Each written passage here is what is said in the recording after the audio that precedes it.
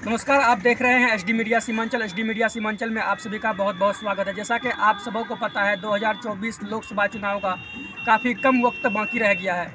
ऐसे में सभी दल के नेता अपने अपने पार्टी के संगठन और क्षेत्र में सक्रियता बढ़ाने को लेकर प्रयासरत है।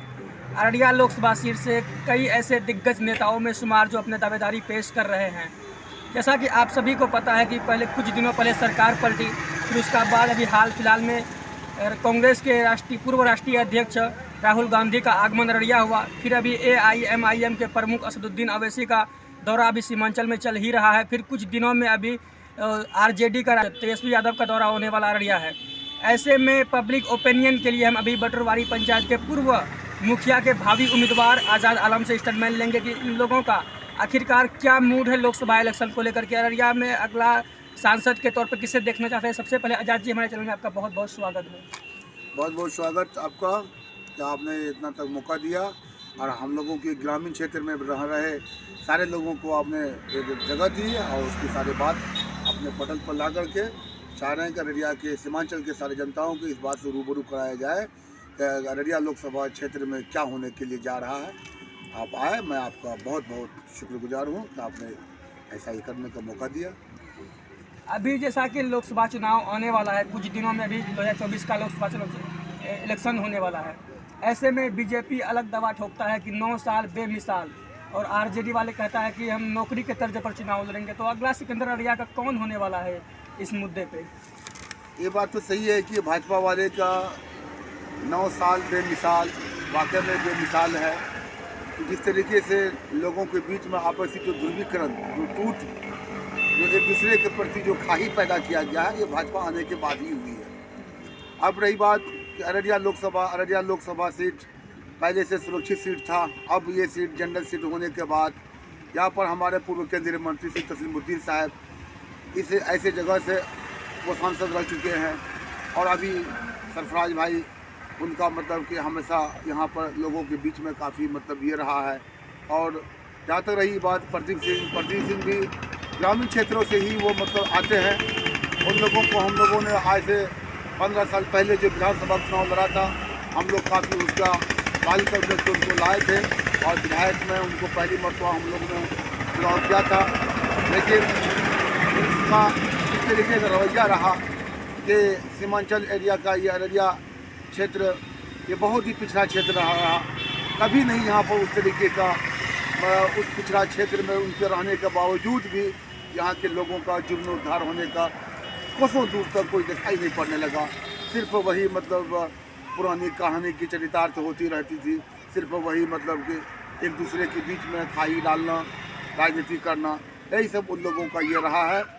जहाँ तक बात रही इंडी गठबंधन की, इंडिया में जितने सारे अलायंस पार्टी हैं, ये सारे अपने दमखम पर सभी एक दूसरे के साथ मिल कर के चुनाव लड़ना चाहते हैं, क्योंकि आज इनकी ज़रूरत पड़ी कि विगत 2014 के बाद से नरेंद्र मोदी की सरकार आने के बाद से आज तक पूरे भारतवर्ष में एक ऐसे मतलब कि एक खास तबके के समुदाय को साफ साइड कर करके इग्नोर करके चलने का काम उन्होंने किया, जिसका कि आज हम लोगों को इसका काफ़ी मलाल हो रहा है कि ऐसी परिस्थिति में क्यों एक खास समुदाय को टारगेट कर करके पूरे भारतवर्ष के अंदर में इसको दूसरी नज़रिया से देखा जाता है।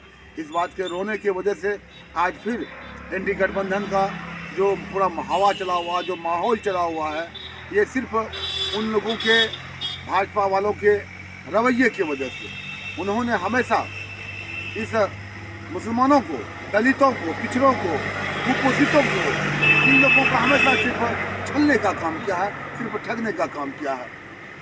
प्रदीप सिंह तो कहता है कि जो काम 50 साल में नहीं हुआ वो हम 5 साल में करके दिखाए। 2009 से पहले ये सीट आरक्षित हुआ करता था, उसके बाद जनरल होने के बाद तो कब्जा RJD का ही रहा अररिया लोकसभा। बिल्कुल सही बात है, RJD कब्जा है और आने वाला वक्त में भी RJD का ही अलायंस का कब्जादारी रहेगा। यहाँ पर इसलिए रहेगा कब्जादारी यहाँ पर कि प्रदीप सिंह को ये लगातार तीसरी बार उनकी जीत हुई। तीसरी बार जीत होने के बावजूद भी इन लोगों ने अररिया का जो पिछड़ा इलाका रहा, बाढ़ से प्रभावित इलाका रहा, लेकिन इन लोगों का किसी भी तरीके का उस तरीके का कोई कदम नहीं चला जिससे कि मतलब अररिया वाले अपने आप को लाभान्वित महसूस कर सकें और वो समझें कि हमने एक ग्रामीण क्षेत्र से अपने सांसद को बना करके भेजा है दिल्ली के संसद भवन में, ताकि हमारी बात उठा करके बढ़ चढ़ करके हिस्सा रहे।